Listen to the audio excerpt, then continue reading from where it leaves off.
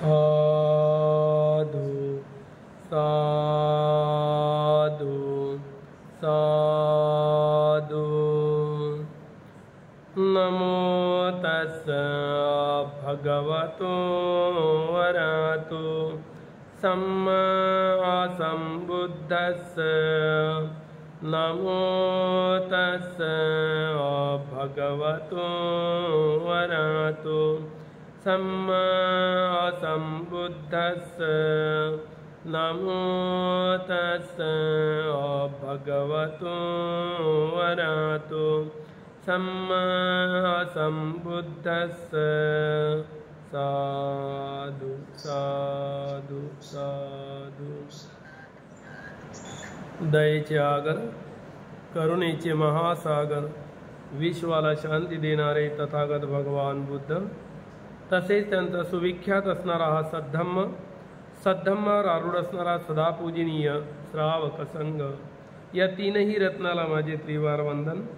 तसेच माझे गुरुवर्य आचार्य उपाध्याय यांना सुद्धा माझे त्रिवार वंदन।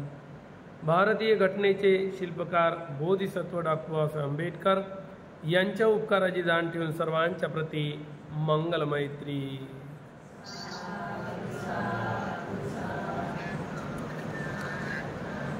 कोणता विषय होता आपला?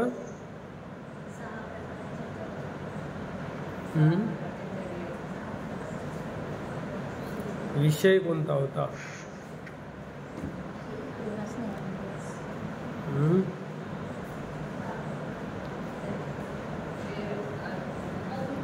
विषय होता अकुशल कर्मपथ, कायेचे कर्म, वाणीचे कर्म आणि मनाचे कर्म।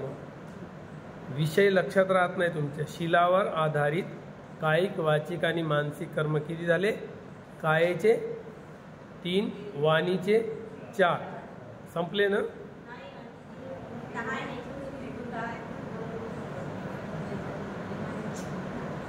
मी काय म्हटलं? कायेचे 3, वाणीचे 4, संपले ना?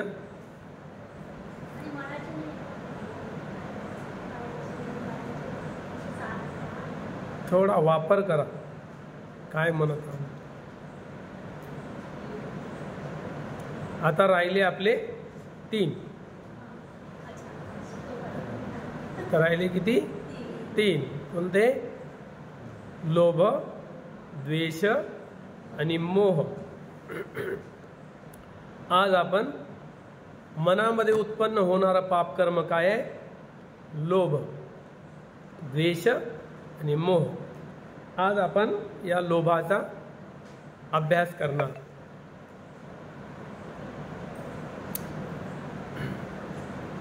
भगवान बुद्धांनी एक गाथा उच्चारून त्याचा उपदेश केला। ती गाथा धम्मपदामध्ये दुसऱ्या भागामध्ये आपल्याला वाचायला मिळेल। ती गाथा या प्रकारे आहे।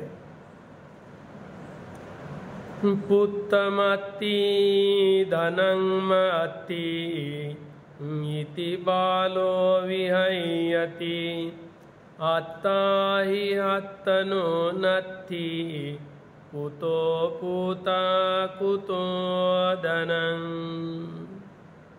या प्रकारे भगवान बुद्धांनी ही गाथा म्हटलेली आहे। कोणती गाथा आहे?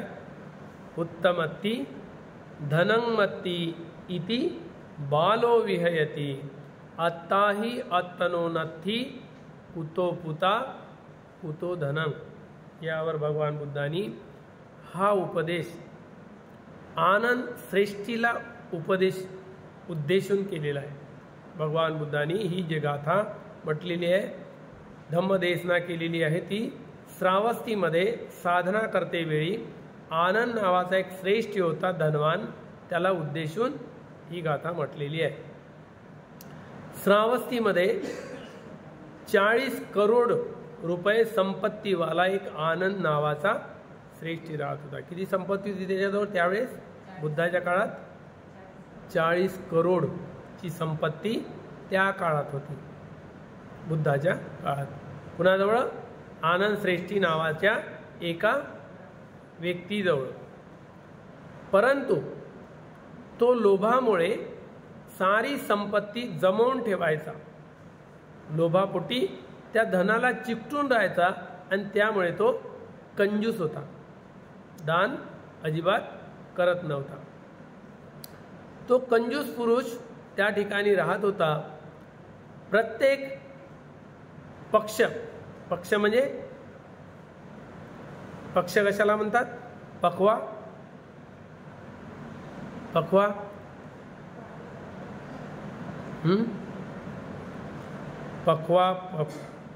पक्ष, पंधरवाडा, 15व्या दिवसाला म्हणतात पक्ष। त्या दिवसामध्ये आपल्या रिश्तेदारांना, नातेवाईकांना तो एकत्र करीत होता आणि त्यांच्या समोर आपले पुत्र, मुलं यांना 3 वेळा एकच उपदेश करायचा। आपल्या मुलाबाळांना, रिश्तेदारांना जमा करायचा आणि त्या ठिकाणी एकच उपदेश करत होता। तो 40 करोड धन भरपूर आहे आपल्याजवळ। रिश्तेदाराला सांगायचा, मुलाबाळांना सांगायचा आपल्याजवळ 40 करोड धन आहे, भरपूर आहे, म्हणून असं समजू नका भरपूर आहे असं समजू नका, कारण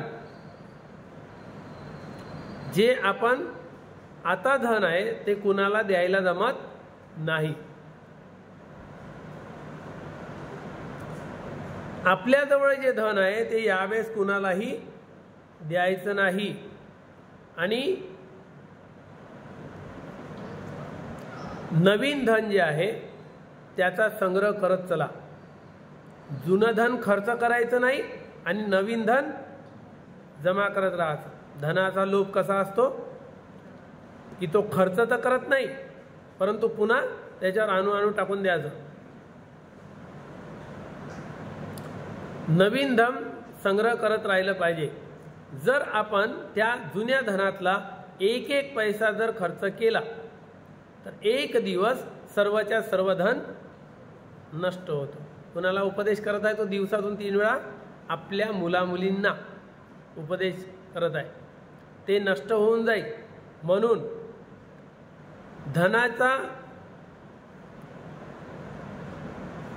धनाच्या नाशाचं कारण लक्षात घेतलं पाहिजे आणि त्यानुसार आपण वागलं पाहिजे। निश्चितच धनाचा नाश होणार हे लक्षात ठेवलं पाहिजे। धनाला खोदून जर आपण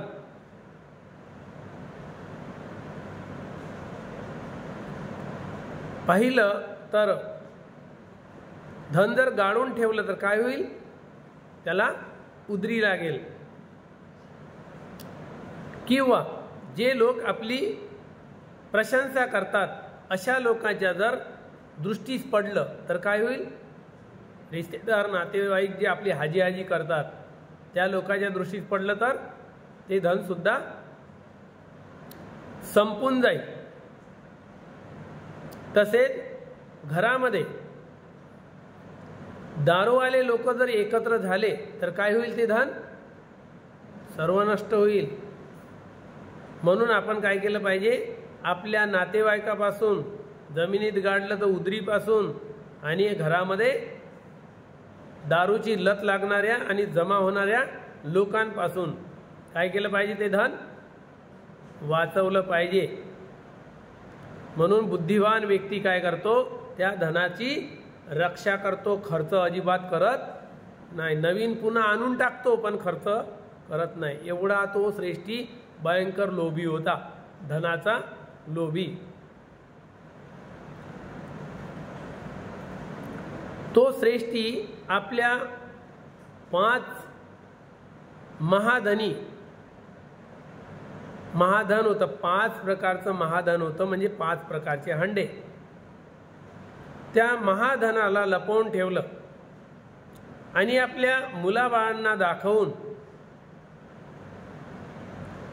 नेहमी दाखवायचा मुलाबाळाला आणि आपल्या धनामध्ये मन ठेवायचा. नेहमी आपलं मन त्या धनामध्ये लोभयुक्त करून राहत होता आणि कंजूसपण, नेहमी त्याच्यामध्ये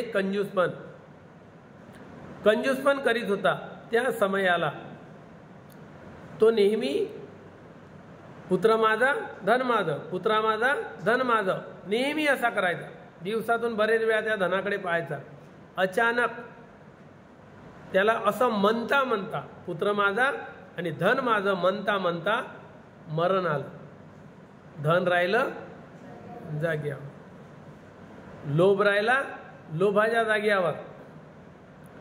अशा वेळेस त्याला मरण आलं. त्या नगराच्या द्वारामध्ये, त्या नगरद्वाराजवळ एक गाव होतं. ज्या नगरामध्ये तो पहिले राहत होता. कोणत्या नगरात राहत होता?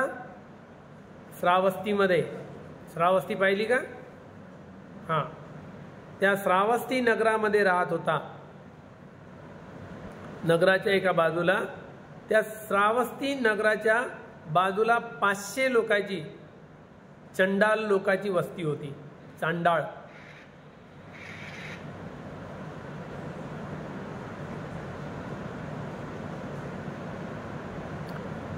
त्या नगराच्या द्वाराच्या बाजूला जवळच 500 लोकांची, चांडाळ लोकांची वस्ती होती. चांडाळ लोक पाहिले ना? चंडाल. चांडाळ लोक माहित आहे ना? चंडाल लोक, चंडाल. मुर्दे गाडतात आणि मुर्दे जाळतात ते लोक. त्याच्याकडे काम राहते, त्याला म्हणतात चंडाल. तर चंडाल लोकांना मशानातले जाळलेल्या मुर्द्याच्या विस्त्यामध्ये अंगठ्या, तर कोणतं सोन्याचं हे तर ते मिळते त्यांना. त्यानुसार ते आपलं जीवन जगतात किंवा कामं करतात. ती चांडाळ लोकांची वस्ती होती. अशा वेळेस इकडे मरण पावला आणि तिकडे एका चांडाळणीच्या पोटी गर्भामध्ये गेला. हा आनंद नावाचा श्रेष्ठी, जो पुत्र माझा धन माझा म्हणत मेला, मरण पावला, तो व्यक्ती इकडं मेल्याबरोबर तिकडे त्या चांडाळणीच्या गर्भात प्रवेश झाला. तरुण मुलगी असेल.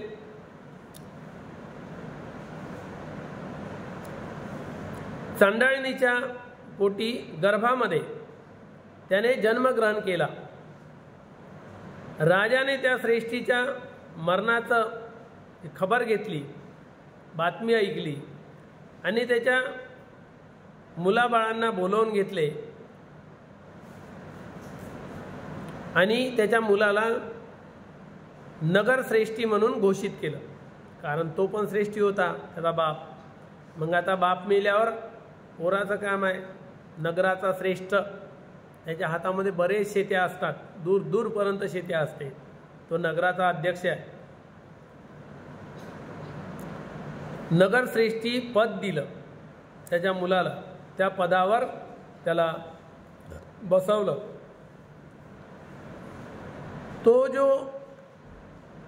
1000 चांडाळ लोकांचा जो समूह होता, एकत्र नोकरी करण्यासाठी जाणल्या जात होता. ते लोक, चांडाळ लोक एकत्र नोकरी करत होते.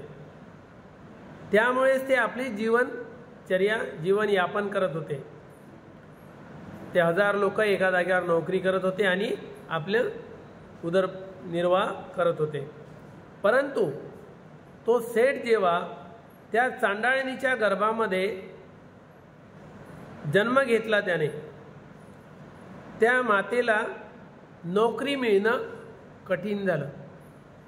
जिच्या गर्भामध्ये त्याने प्रवेश केला, संधी झाली, तिला आता कामं मिळणे कठीण झालं.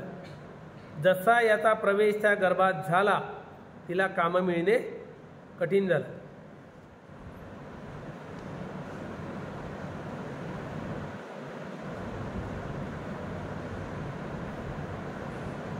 तिला नोकरी मिळणे कठीण झालं. ना 2 टायमाचं भरपूर तिला भोजन मिळत होतं. जसा हा गर्भात गेला आणि गेला, तिला नोकरी मिळणं कठीण झालं, 2 टायमाचं भोजनसुद्धा मिळणे कठीण झालं.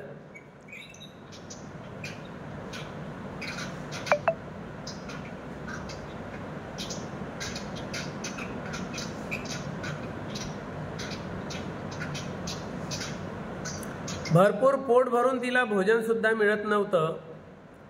तर त्या लोकांनी विचार केला, आजकाल आम्ही हे कार्य करतो, भोजनसुद्धा मिळत नाही आहे. आजवरी काम करत होती तर भोजन मिळत होतं, 4 पैसे जमा राहत होते. पण आता एवढं मोठं काम करतो तरी ना भोजन मिळत आहे ना पैसा टिकत आहे. अवश्य आमच्या मधात कोणीतरी कालकर्णी म्हणजे मंद भाग्यवाला आहे. आम्ही जे एवढे लोक आहोत, एवढ्या लोकांमध्ये कोणीतरी असा आलेला आहे की ज्या मंद भाग्य आहे, त्याचं पुण्य नाही आहे, असा अपुण्यवान व्यक्ती कोणीतरी आमच्या मधात आलेला आहे. हे त्या लोकांनी अंदाज लावला. या तऱ्हेने विचार करून त्याने आपल्या वस्तीमध्ये विभाजन केले. जे 500 लोकांची वस्ती होती त्याच्यात 1000 लोक राहत होते. त्यामध्ये जेव्हा भोजन मिळायला आलं नाही त्या ग्रुपला, त्यांनी मग अर्धे लोक अलग अलग केले. या कुटुंबामध्ये कोणीतरी असा कालकर्णी म्हणजे जो पापी आहे, कोणीतरी असा कंजूस व्यक्ती, पापी व्यक्ती आहे, त्याच्यामुळे आमच्या ग्रुपला भोजन आणि काम मिळणे कठीण झाले. तेव्हा त्यांनी असा निश्चय केला की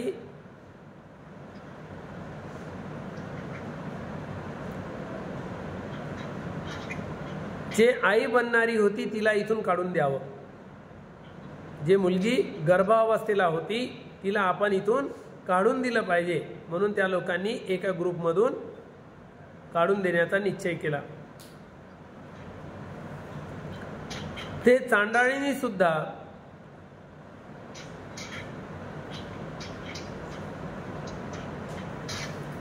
जोपर्यंत तिच्या गर्भामध्ये तो मुलगा होता तोपर्यंत तिला काहीही भोजन सुद्धा योग्य प्रकारे मिळत नव्हतं, प्राप्त होत नव्हतं. जोपर्यंत तिच्या गर्भात तो आहे तोपर्यंत तिला भोजनगी बरोबर मिळत नव्हतं. मोठ्या मुश्किलने तिला भोजन मिळत होतं, मोठ्या मुश्किलने, थोडंफार. असे दिवस काढले तिने आणि कालांतराने त्या मुलाला जन्म दिला.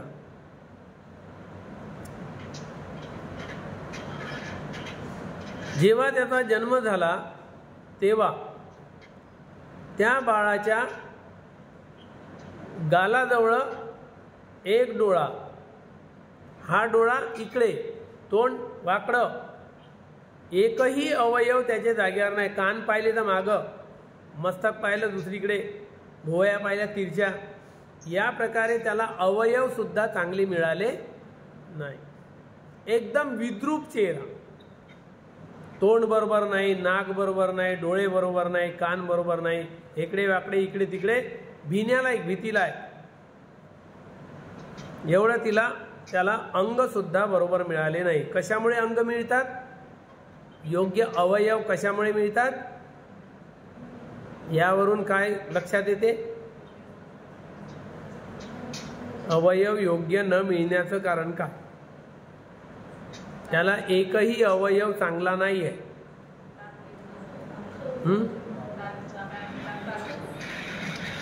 कंजूसपणामुळे, लोभीपणामुळे अवयव चांगले मिळत नाही. दान न केल्यामुळे त्याला प्राप्त होत नाही.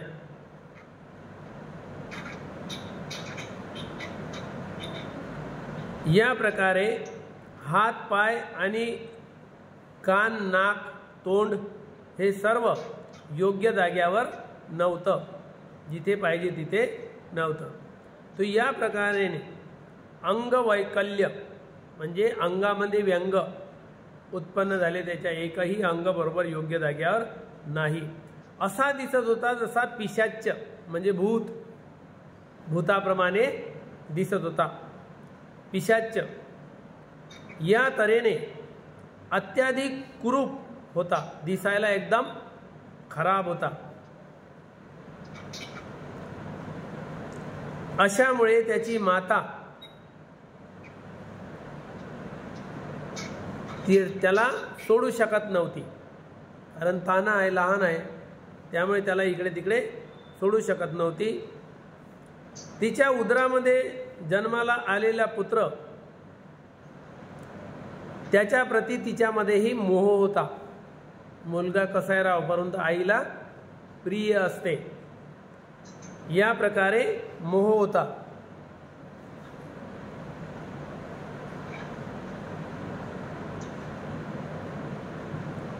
हळूहळू तिचा मोह जो आहे कठीण होऊ लागला, तिला सहन होत नाही.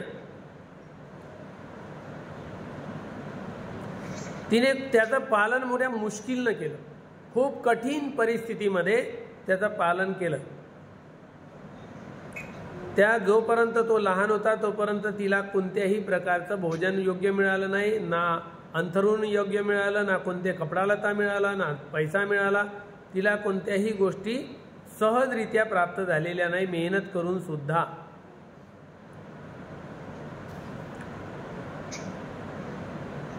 एक दिवस तिने विचार केला, जेव्हा तो मोठा झाला 7 वर्षाचा, तेव्हा त्याला घरी सोडून यावं, त्याला घरीच ठेवून द्यावं आणि आपण इकडे तिकडे जावं असा विचार करून प्रयत्न केले, परंतु तिच्याजवळ मार्ग नव्हता. नंतर तिने मार्ग शोधला, तेव्हा तिच्यासमोर एक मार्ग आला की आपण आता याला कसं जगवायचं आणि आपण पण कसं जगायचं. या प्रकारे तिच्याजवळ खूप समस्या उत्पन्न झाली. तेव्हा तिने विचार केल्यानंतर तिच्यासमोर एक मार्ग दिसला. तो मार्ग कोणता की तिने 2 कटोरे विकत आणले, 2 पात्र. एक पात्र त्याच्या हातात दिलं आणि एक पात्र आपण घेतलं आणि त्याला तिथून हाकलून दिलं, जिकडे रस्ता भेटेल तिकडे जा. त्याच्या हातात पात्र देऊन भीक मागायला पाठवून दिलं आणि ते दुसरीकडे आपला कटोरा घेऊन भीक मागायला गेली. ती म्हणाली, तुझ्यामुळे आतापर्यंत मी एवढे दुःख भोगले की माझ्या जीवनामध्ये एवढे दुःख कधी मी बघितले नाही.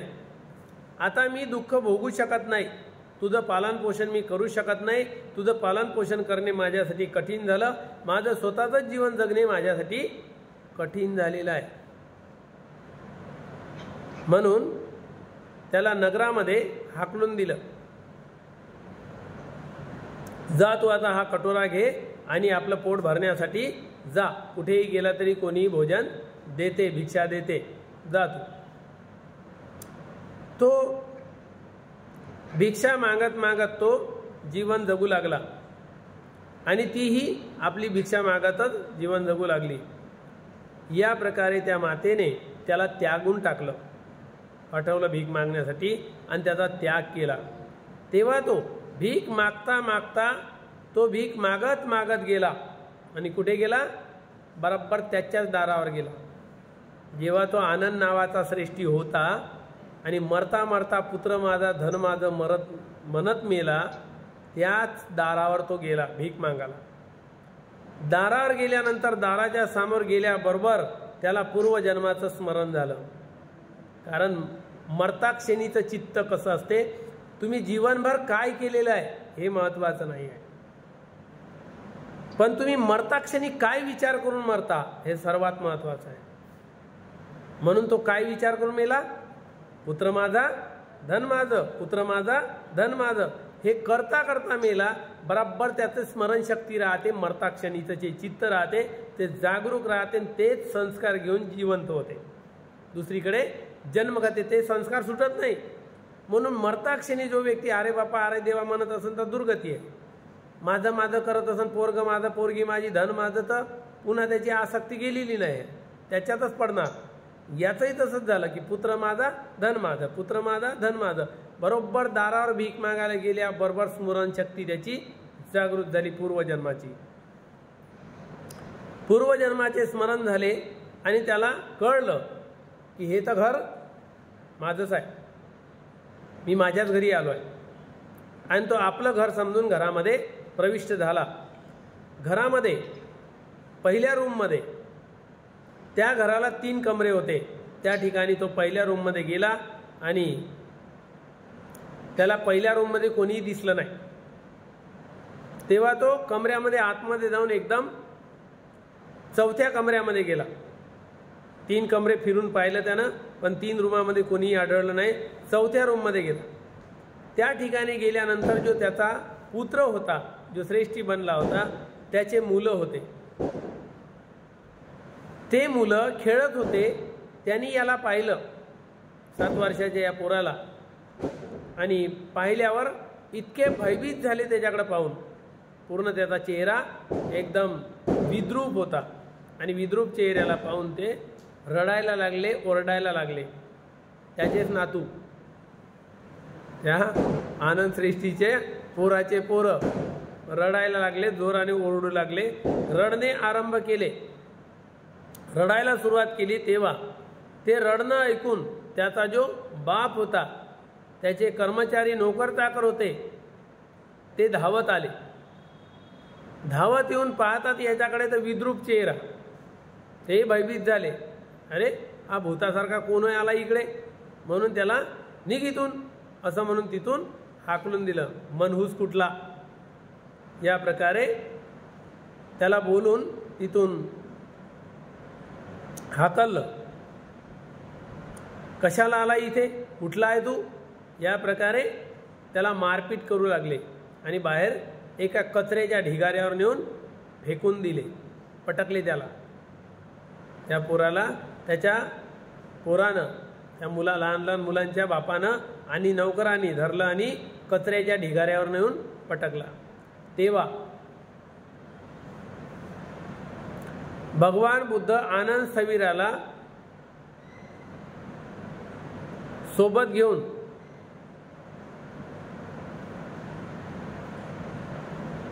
भिक्षाटनाकरिता जातात. त्या कचऱ्याच्या ढिगाऱ्यावर पटकल्यानंतर भगवान बुद्ध तिथे आले आणि आनंद भंतेला सोबत घेऊन भिक्षाटनाकरिता निघाले होते. तेवढ्यातच तिथे लोकांचा जमाव दिसला, जोराजोराने ओरडताना, आणि तो मुलगा रडत होता आणि सारा जमाव त्याच्या भोवताल जमा झाला होता. भगवान बुद्ध आनंद भंतेजीला भिक्षाटनासाठी सोबत घेऊन जात असताना स्थविराने पाहिले, आनंद भंतेने पाहिले की हा कोण आहे. तेव्हा त्या ठिकाणी भगवान बुद्धाला त्या आनंद भंतेने विचारले आणि भगवान बुद्ध त्या ठिकाणी थांबले. तेव्हा ती घटना सर्व माहिती करून घेतली की हा मुलगा कोण आहे, कुठला आहे, काय आहे, त्याला विचारणा केली. तेव्हा त्या स्थविराने त्या पोराच्या बापाला बोलवलं. याने जेव्हा सांगितलं की हे माझं घर आहे, मी माझ्याच घरी गेलो होतो, मला मारून फेकलं, इकडे कचऱ्यामध्ये आणून टाकलं, सर्व त्याने सांगितलं. त्यावेळेस त्या मुलांच्या, लहान लहान मुलांच्या बापाला बोलवलं आणि नागरिक त्या ठिकाणी येऊन सर्व एकत्र झाले आणि कोतुहालाने त्याच्याकडे, मुलाकडे पाहू लागले की तो काय बोलतो. तो बोलला की हा माझंच घर आहे, हे माझ्याच घरात आलो, माझं नाव आनंद आहे, आनंद श्रेष्ठी आहे. तो सर्व एक एक गोष्ट सांगू लागला. भगवान बुद्धाने त्या मुलाला विचारलं, जो नवीन श्रेष्ठी बनला होता त्याचा मुलगा, त्याला विचारलं, तू जाणता हा कोण आहे.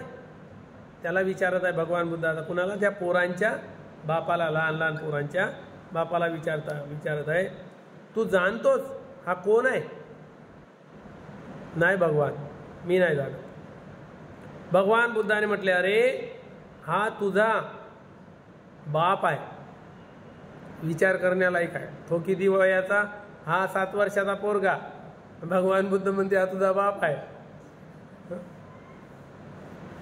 हा आनंद श्रेष्ठी आहे, पहिल्या जन्मातला. सारे नागरिक भगवान बुद्धाच्या चेहऱ्याकडे पाहत राहिले की भगवान काय बोलत आहे बा, हे काय. सारे उपस्थित असणारे नागरिक आणि तो मुलांचा बाप भगवान बुद्धाच्या चेहऱ्याकडे पाहू लागले आणि विश्वास करत नाही, विश्वास नाही आहे त्यांना भगवान बुद्धाच्या वाणीवर. तेव्हा भगवान बुद्धाने आनंद श्रेष्ठीला आज्ञा दिली, श्रेष्ठी, आपल्या पुत्राला तू जे लपवलेलं धन आहे 5 हंडे ते दाखव. भगवान बुद्धाला आता खरं करावं लागेल ना, नाही तर मग भगवान बुद्धावर विश्वास कोण करत. भगवान बुद्ध म्हणते तुझा बाप होय 7 वर्षाचा पोरगा. सारे लोक तर विचारात पडले ना, असं कसं होऊ शकते बा, भगवान बुद्ध हे काय म्हणत आहे. मग आता सत्य तर करावं लागेल, नाही तर लोक म्हणतील का हां भगवान बुद्ध खोटं बोलतात. असं होता कामा नाही. म्हणून भगवान बुद्ध म्हणतात, आनंद श्रेष्ठी, तू जे लपवून ठेवलेले हांडे आहे तुझे धनाचे ते तुझ्या पुत्राला दाखव. तू तुझ्या पुत्रापासून लपवून ठेवलेले होते ते 5ही हंडे महाधन श्रेष्ठीने आपल्या 5 महाधनाला त्या मुलाला दाखवलं आणि लोकही पाहायला आले. तुझे हांडे गाडून ठेवलेले आहे धनाचे ते दाखव, कुठे ठेवले तर तुझ्या मुलापासून लपवून ठेवले तू दाखवून दे. तेव्हा ते हांडे बाहेर काढायला लावले. तेव्हा सर्व ते धन आनंद श्रेष्ठीने बघितले आणि काढून दाखवले. ते वास्तविक नंतर विश्वास झाला. या सत्यावर विश्वास लोकांचा बसत नव्हता. जेव्हा त्या आनंद श्रेष्ठीने ते हांडे काढून दाखवले जमिनीतलं धन, तेव्हा कुठे त्या लोकांनी विश्वास केला की भगवान बुद्ध खोटं बोलत नाही. तेव्हा ते लोक सारेच्या सारे आणि तो त्याचा मुलगा भगवान बुद्धाला शरण आला आणि शरणागत झाला. भगवान बुद्धाने आनंद श्रेष्ठीला धर्मोपदेश करून ही गाथा म्हटली होती. म्हणून त्या आनंद श्रेष्ठीला उद्देशून ही गाथा म्हटली होती. पुत्तमत्ती धनंमत्ती इति बालो विहयती अत्ताही अत्तनोनत्थी कुतो पुता कुतो धनं. हे पुत्र माझा, काय म्हणतात लोक, पुत्र माझा धन माझं. पुत्तमत्ती धनंमत्ती इति बालो विहयती असा म्हणणारा मूर्ख व्यक्ती मारल्या जातो. माराच्या तावडीत सापडतो आणि मरतो. पुत्र माझा धन माझं, पुत्र माझा धन माझं कोण म्हणते, मूर्ख व्यक्ती म्हणतात. असा विचार करून मूर्ख मनुष्य या संसारामध्ये दुःखच भोगत असतो. दुःख प्राप्त करूनच मरतो आणि दुःखामध्ये पुन्हा जन्म घेतो. अरे अत्ताही अत्तनो नथी, अरे आपणच आपले नाही. कुतो पुत्ता आणि कुतो धनं, कुठला पुत्र आणि कुठलं धन, कोण कोणाचं आहे. ना पुत्र आपला आहे ना धन आपलं आहे. पण मूर्खतेपायी आपण काय म्हणतो, पुत्र माझा धन माझं, पुत्र माझा धन माझं, असं करत मारल्या जाते. आपल्याला मरण येते, दुःखद अवस्थेमध्ये मरण येते. जेव्हा आपणच आपले नाही तर कुठला पुत्र आणि कुठले धन, कोणीही कोणाचं नाही, सर्व इथेच सोडून जावं लागते. कुठलं असणार, ना पुत्र आपला आहे ना धन आपला आहे, कुठलं असणार. या प्रकारे भगवान बुद्धांनी ही गाथा सांगितली. या गाथेचं स्पष्टीकरण सांगितलं. पुत्तमत्ती धनंमत्ती, मूर्ख, या प्रकारे पुत्र माझा आहे धन माझा आहे अशा या पुत्राच्या तृष्णेमध्ये किंवा धनाच्या तृष्णेमध्ये संसारामध्ये बार बार फसतो आणि दुःख भोगतो. पुन्हा पुन्हा फसत असतो आणि दुःख भोगत असतो. फसतच जातो, पुन्हा पुन्हा तो फसतच जातो आणि त्या कारणामुळे तो अधिक अधिक दुःख प्राप्त करत असतो. पुन्हा पुन्हा त्याला दुःख भोगावं लागते. त्याला वाटते की हे माझे जे मुलं आहे कधीच नष्ट होणार नाही, म्हणजे चिरकाळ टिकणार, कधीही नष्ट न होणारे हे माझे मुलं आहे. पुत्र माझे नष्ट होणार नाही आणि असा चिंतन करून तो धुरतो. नंतर पुत्र माझे नष्ट होत आहे, पुत्र माझे म्हातारपणाकडे जात आहे, आता नष्ट होत आहे असं म्हणून दुःख भोगतो. किंवा हे माझे पुत्र नष्ट होऊन जाणार, कधी ना कधी माझे मुलं संपून जातील, असा विचार करून तो पुन्हा पुन्हा दुखी होतो। या कल्पनेने तो पुन्हा पुन्हा उद्विग्न खिन्न होतो, दुखी होतो, दुःख प्राप्त करीत असतो। धनाच्या विषयामध्ये सुद्धा अशाच प्रकारे तो म्हणत असतो, माझं धन संपणार, माझं धन संपत आहे, आता राहणार नाही। या प्रकारे बार बार त्या धनाकडे पाहू पाहू तो झुरत असतो आणि चिंतन मनन या प्रकारचं करून दुःखी होत असतो। या 6 कारणाने मनुष्य या संसारामध्ये दुःख भोगत असतो। या प्रकारे तो धनामुळे 3 आणि मुलामुळे 3, किती कारण आहे? 6 कारण आहे। या 6 कारणामुळे तो बार बार दुःख भोगत असतो, भोगत राहतो। या तऱ्हेने मी पुत्राचं पालन करीन दिवस रात्र या चिंतनामध्ये लागलेला राहतो आणि भूमीवर असणाऱ्या पाण्याप्रमाणे मार्गावर चालताना नाना प्रकारे ते उद्योग करत राहतो। माझ्या मुलाबाळाला होईल, माझे मुलं बाळ असे मी पालन करीन असा तो चिंतन मनन करतो, परंतु निसर्गाच्या त्या आपल्या चिंतनाच्या विरुद्ध घडते। जसं विचार करतो तसं कधीही होत नाही, कारण कोणाचे कर्म कसे आहे हे काही सांगता येत नाही। आपले कर्म कसे आहे की मुलांचे कर्म कसे आहे कोणाला काही सांगता येत नाही, की कोण किती कर्म घेऊन आला। म्हणून पुण्यकर्म जर जास्त असले तर जगतो मनुष्य, पुण्याला महत्त्व दिलेलं आहे। पुण्यवान मनुष्य दीर्घायुष्य जीवन जगतो, ज्याचं पुण्य समाप्त झालेलं आहे तो वाचत नाही, वाचवतो म्हणलं तरी वाचत नाही। या प्रकारे आपल्याला सहाय्यक होत नाही।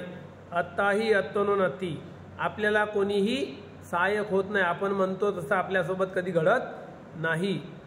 या विघात या दुःखामुळे मनुष्य जीवनपर्यंत जिवंत असेपर्यंत उद्योग करतो, या विचाराने उद्योग करतो, कामधंदा करतो आणि स्वतः म्हणून तो स्वतःला सुखी करू शकत नाही। मृत्यूशय्यावर पडलेला पुरुष जर मृत्यूच्या या अग्निज्वालाला अग्नी समान असणाऱ्या वेदनांना, त्या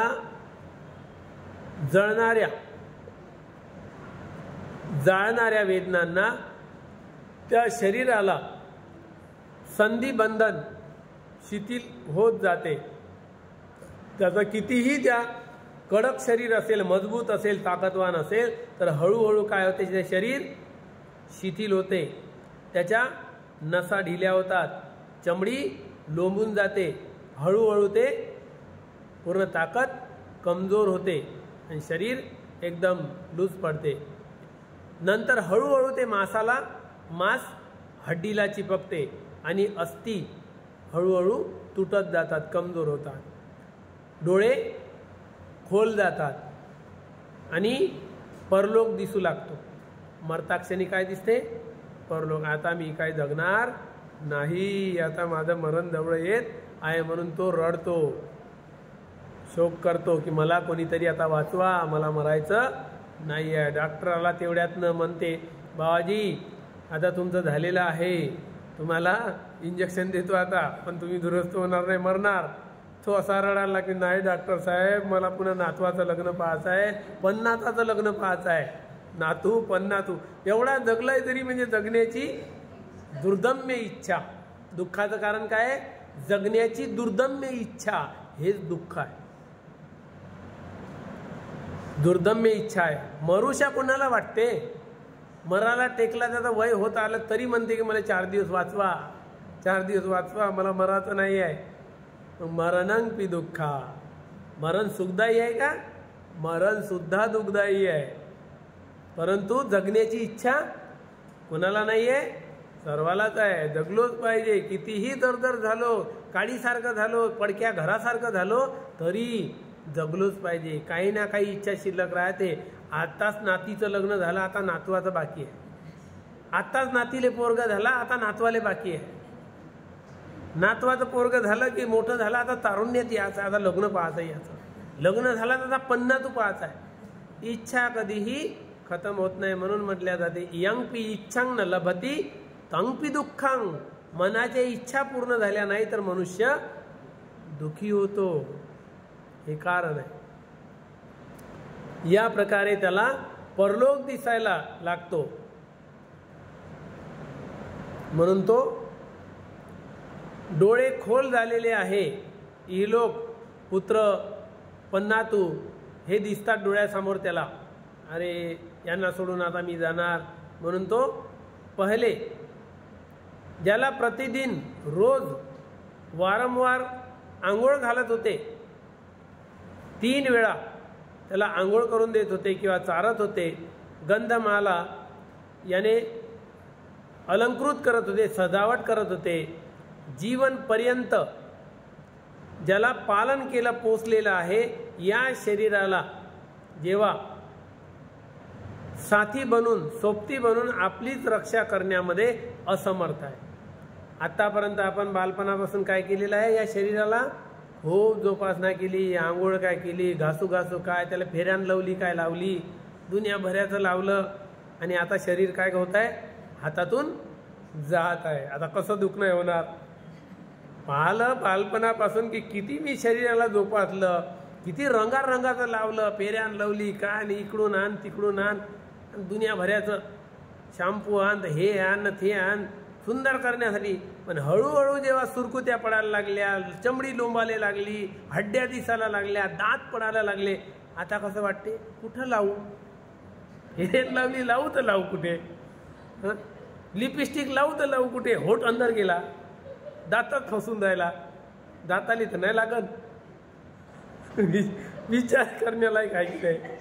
आजवरी तरुण शरीर होतं, ताजं होतं, मस्त सजवशा वाटलं, मस्त घासूशा वाटलं, घासायला गेलं का सारा चमडीच निघाले पाहते, घासू तर काय घासू. आता केस पिकले, अरे आजवरी तर मस्त गोदरेज लावलं, मैं तो अभी जवान हूँ, मैं तो अभी जवान हूँ, लोकांना दाखवत फिरलो, झालो तर म्हातारा, स्वतःला धोका देत राहिलो, नहीं मैं बूढ़ा नहीं हूँ, मेरे बाल तो सिर्फ सफेद हो गए, ये तो काले कभी भी कर सकता.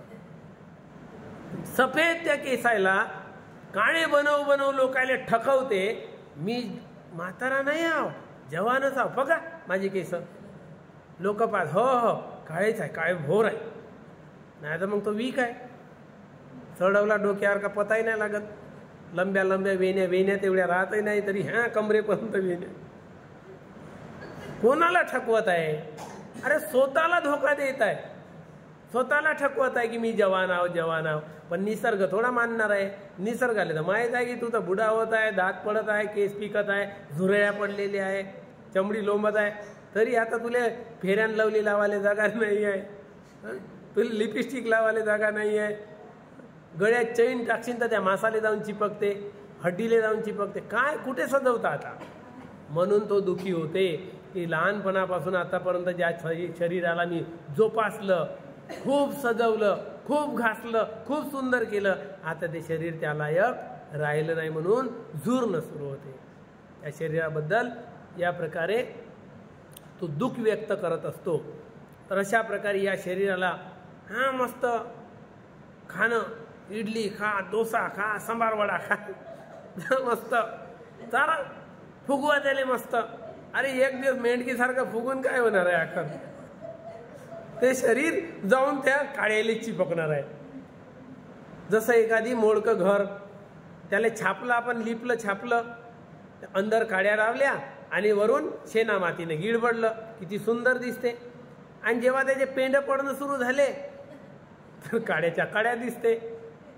तर शरीरात असंच आहे, पाहिलं तर आतडी पितळी दिसते, अंदर घासपूस लावलेला आहे, वरून शेणा मातीने लिपलेला आहे म्हणते बुद्ध.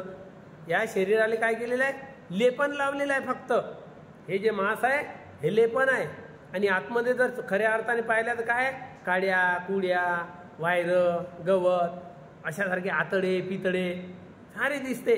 फक्त लेपून आहे तोपर्यंतच चांगला आहे, आणि त्याच्यावर लेपन पडायला लागलं म्हणजे मग काही चांगलं नाही. केस पिकायला लागले, सुरकुत्या पडायला लागल्या, दात पडायला लागले.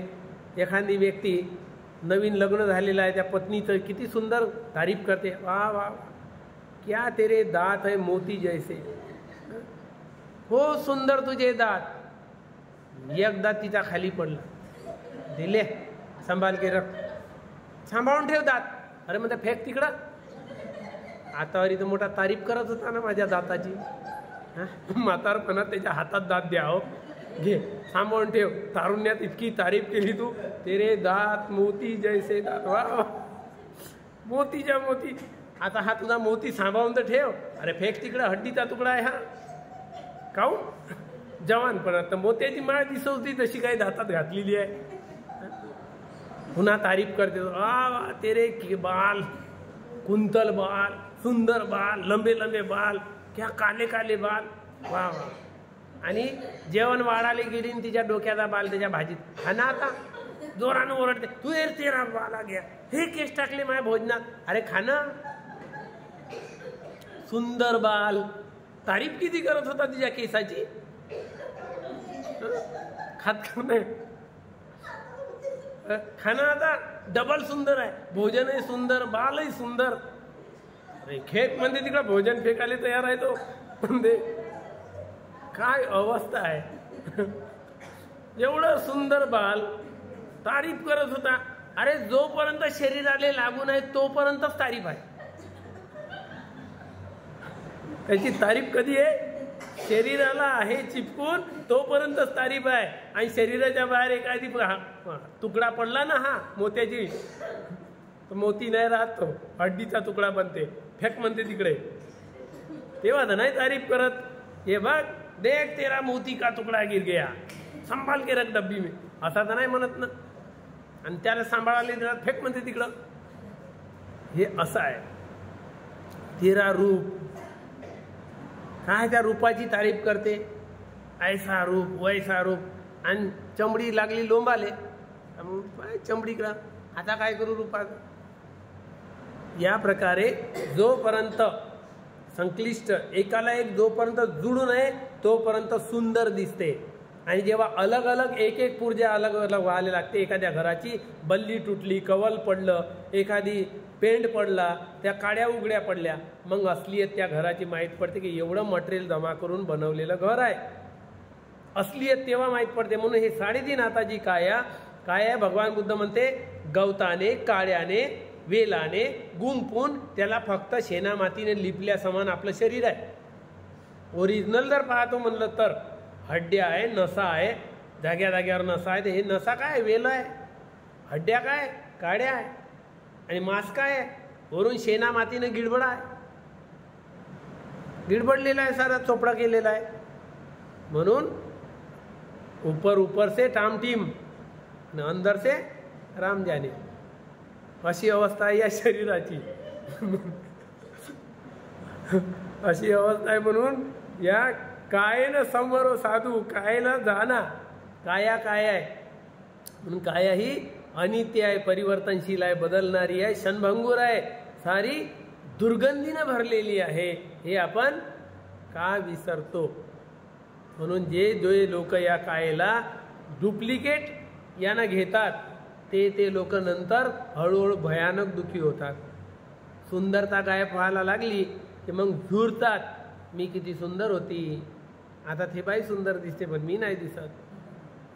दुसऱ्याकडे पाव झुरते, किती सुंदर आहे, तिचे केस किती लंबे आहे, माझ्या केसाला काय झालं, गळतच आहे, गळती लागली. सारं दुसऱ्याकडे पाहून हे काय जीवन जगणं होय का.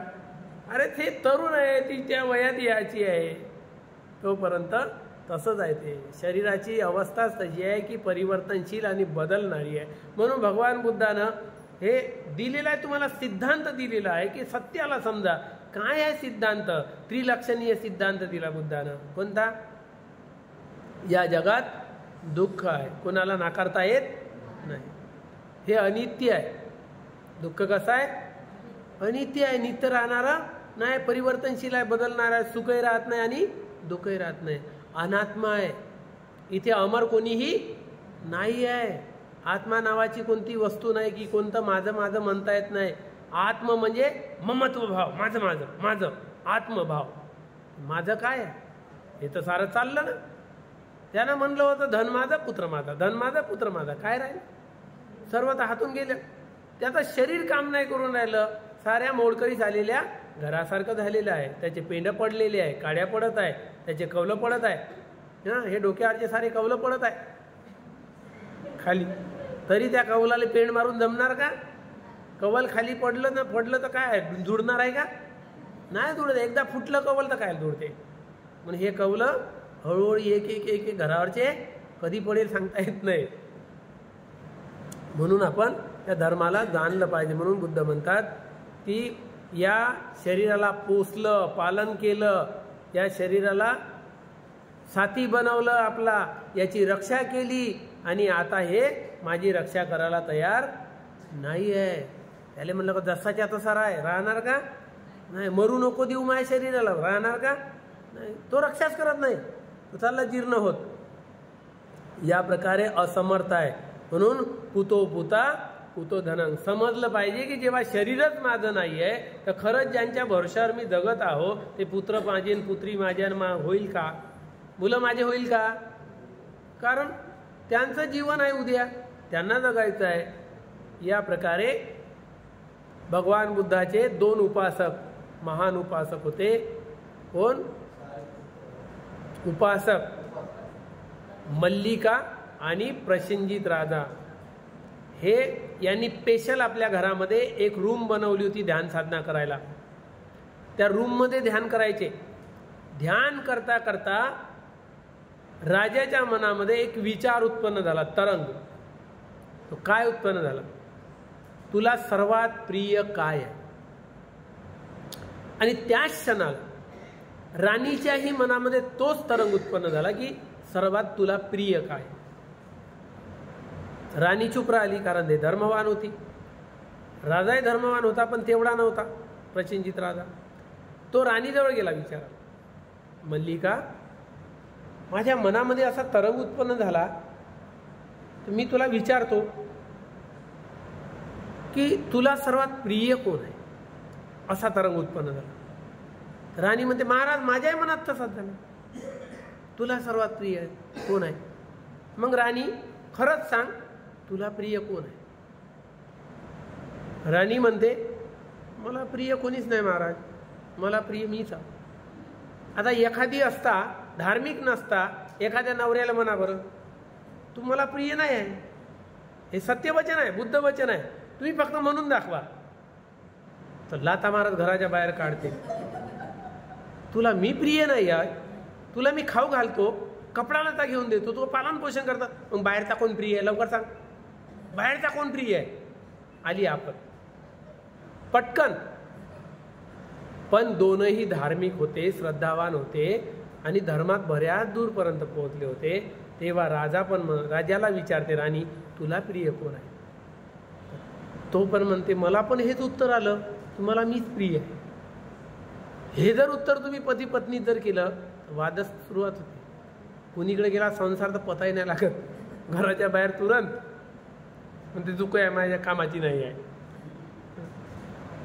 प्रिय कोणाला कोणीच नाही आहे, हे सत्यता आहे. हे सत्य स्वीकारणे तेवढंच कठीण आहे की नाही? आणि कठीण कोण म्हणते, काही सांगते, बंदेजी अरे आम्हाला मुलं प्रिय आहे, आमची पत्नी प्रिय आहे, तेवढी सुंदरी आहे, ही प्रिय आहे, पती प्रिय आहे, हिरो आहे, शाहरुख खान आहे. अशा प्रकारे आम्ही दुनियाभराचे नावं देतो त्याला. पण खऱ्या अर्थाने भगवान बुद्धांनी सांगितलं की कुणाला कोणीही प्रिय नाही. पत्नी तोपर्यंतच प्रिय आहे पतीला जे वेळेवर स्वयंपाक करते, त्याच्या हातात डबा देते, त्याचे कपडे धुते, सेवा करते, तोपर्यंत. तिनं फक्त 3 दिवस आठ मारून बसावं, मी तुझं काहीच नाही करत, तूच कर. आणि 4थ्या दिवशी पाहावं तिचा बोऱ्या बिस्तरा घराच्या बाहेर. करून पहा होते का नाही. पती तोपर्यंतच प्रिय आहे पत्नीला, तिला कमाई करून आणून देते, अनाज पाणी देते, कपडा लता घेऊन देते, तिचं पालन पोषण करते, तिच्या इच्छा पूर्ण करते, तोपर्यंतच प्रिय आहे. त्यांना 2-4 दिवस म्हणावं, तुला पैसेही देत नाही, तुले अनाज पाणी आणून टाकत नाही, कपडा लता घेऊन देत नाही, तुझ्या कोणत्याच इच्छा पुऱ्या करत नाही, तू पाहत बस. आपला बोऱ्या विस्तारात खुदच बांधते आणि आपल्या मायबापाच्या घरी निघून जाईल. तुझ्याजवळ राहूनच फायदा काय? कोणाला कोण प्रिय आहे सांगा बरं? गरजा एकमेकाच्या पुऱ्या होते म्हणून एकमेकाला प्रिय आहे, नाहीतर सत्य जर पाहिलं तर कोणीही कोणाला प्रिय नाही. प्रत्येक व्यक्ती आपल्याला स्वतःला स्वतः प्रिय, हे सत्यता आहे. आणि हेच सत्य दोघांना अवगत झालं ध्यान करता करता. ते गेले भगवान बुद्धाजवळ विचारायला, भगवान असे असा तरंग आपल्या मनामध्ये उत्पन्न झाला. मग तुम्हाला उत्तर काय मिळालं? भगवान उत्तर असं मिळालं की प्रत्येक व्यक्ती स्वतःलाच प्रिय आहे. साधू साधू म्हणते भगवान बुद्ध, साधू तुम्हाला सत्याची जाण झाली, खऱ्या सत्य कळलं तुम्हाला, तेव्हा खऱ्या सत्याची जाण झाली तर साधुकार देतात. हेच खरं सत्य आहे. तर दोघे धार्मिक होते म्हणून त्यांनी सांभाळून घेतलं, धार्मिक नसल्यावर असं होते. ते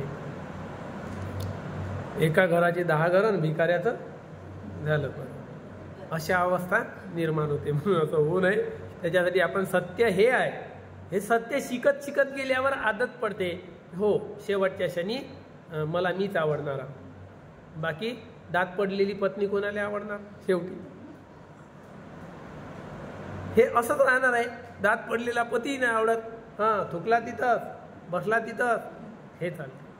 म्हणून एकमेकातलं प्रेम कधीही धर्माच्या मार्गातून पक्क राहते, तुटत नाही.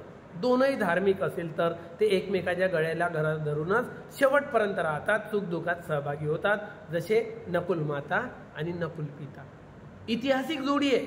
त्यांचा जर तुम्ही अभ्यास कराल ना, ऐतिहासिक जोडी आहे. इतिहासात असं कोणी घडलं नाही. आदर्श घेण्यालायक आहे. त्यांचं जीवनचरित्र वाचा, मग तुम्हाला माहीत पडते की पती पत्नीची जोडी कशी असली पाहिजे.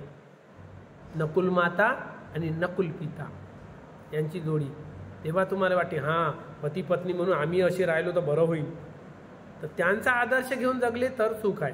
तर अशा प्रकारे भगवान बुद्धांनी सांगितलं की कोणीही कोणाचं नाही आहे, पुत्र माझं धन माझं कोणीही म्हणत असेल तरी काहीही सहयोग होत नाही. आनंद श्रेष्ठीला ज्याने जीवनपर्यंत कुणाला एक कवडी सुद्धा दिली नाही, इतका लोभ होता त्याला. आणि आम्ही काय करतो? धनाचा दुनियाभराचा लोभ आहे. दान दे म्हणलं तर यायची आदतच आहे. दानावरच बोलतात, उठसूट दानावरच बोलतात. यायला धंदेच कोणते आहे? उठसूट दान द्या, दान द्या, दानाशिवाय दुसरं काय आहे? या प्रकारे दानावरच बोलतात. म्हणून एक फुटी कवडी त्यानं दान नाही केली, नुसतं धन जपून ठेवलेलं आहे. परंतु शेवटी ना पुत्र त्याचा झाला ना त्याचं धन त्याचं झालं. पुनर्जन्मामध्ये मरणशय्येवर तो पडून राहिला आणि या जन्मामध्ये दुःख प्राप्त करत गेला. पुत्र आणि धन त्याला सहाय्यक ठरले नाही. पुत्र धन त्या समयाला दुःख मिटवू शकले नाही. त्याच्या मनात जे दुःख आलेलं आहे ते सुद्धा मिटवू शकले नाही. तसेच सुख सुद्धा देऊ शकले नाही. या धर्मदेशनेने शेवटी 84,000 लोकांना धर्मसंवेग जागला. हे प्रवचन ऐकल्याबरोबर किती लोकांना लाभ झाला? 84,000 लोकांना लाभ झाला एका प्रवचनाने. बोलले कोणाला? फक्त आनंद श्रेष्ठीला धरून. पण लाभ कोणाला झाला? 84,000 लोकांना याचा लाभ झाला. मुक्तीच्या मार्गावर गेले, धर्माचा संवेग जागला. या प्रकारे विशिष्ट साधकाला सुद्धा ही धर्मदेशना सार्थक ठरली. अशाच प्रकारे कामना करतो की अशाच प्रकारचे बुद्ध वचन तुम्हाला सार्थक ठरो आणि तुम्हाला सुद्धा या जीवनामध्ये निर्वाणाचा साक्षात्कार घडू, अशा प्रकारची मंगल कामना करतो. आणि इथेच मी माझे उर्वरित शब्द थांबवतो. सर्वांचे मंगल हो, सर्वांचे कल्याण हो, सर्व प्राणी सुखी हो, दुःखातून भयातून रोगातून मुक्त हो. आज जे काही आपण पुण्यकर्म अर्जित केलेलं आहे, हे पुण्यकर्म सर्वप्रथम आपण चारही दिशेला असणाऱ्या देवतागणांना अनुमोदन करूया. या पुण्यकर्माच्या बलाने चारही दिशेतील देवतांना श्रद्धाशील श्रुत त्याग प्रज्ञा प्राप्त हो. बुद्ध शासन चिरस्थायी ठेवण्यासाठी चारही दिशेतील देवता मदत करो. चारही दिशेतील देवता तुम्हा सर्वांना धार्मिक सुरक्षा प्रदान करो. चारही दिशेतील देवतांना बुद्धाच्या शासनामध्ये उत्तम 4 आर्य सत्य साक्षात करण्याचे भाग्य मिळो. साधु साधु साधु. यानंतर या पुण्यकर्मातला काही वाटा आपण त्या लोकांना अनुमोदन करूया जे लोक सदैव आपल्यावर अनुकंपा करतात, कल्याणाची भावना करतात, आपले हित चाहतात आपलं कल्याण चाहणारे कल्याण मित्र, आपले गुरुजन, आचार्य, उपाध्याय, ज्ञातिगण, 4 प्रत्ययाने भिक्षू संघाची सेवा करणाऱ्या उपासक उपासिका या सर्वांपर्यंत पुण्यकर्म पोहोचो। या पुण्याच्या बलाने त्यांच्यावर येणारा सारा आपत्ती, विपत्ती, दुःख, भयरोग नष्ट हो। त्यांच्या उद्योगधंद्यामध्ये, व्यवसायामध्ये अभिवृद्धी हो। ते बुद्ध शासनामध्ये राहतो, त्यांना श्रद्धाशील श्रुत त्याग प्रज्ञा प्राप्त हो। सिद्धार्थ गौतम बुद्धाच्या शासनामध्ये त्या सर्वांना उत्तम 4 आर्य सत्य साक्षात करण्याचे भाग्य मिळो।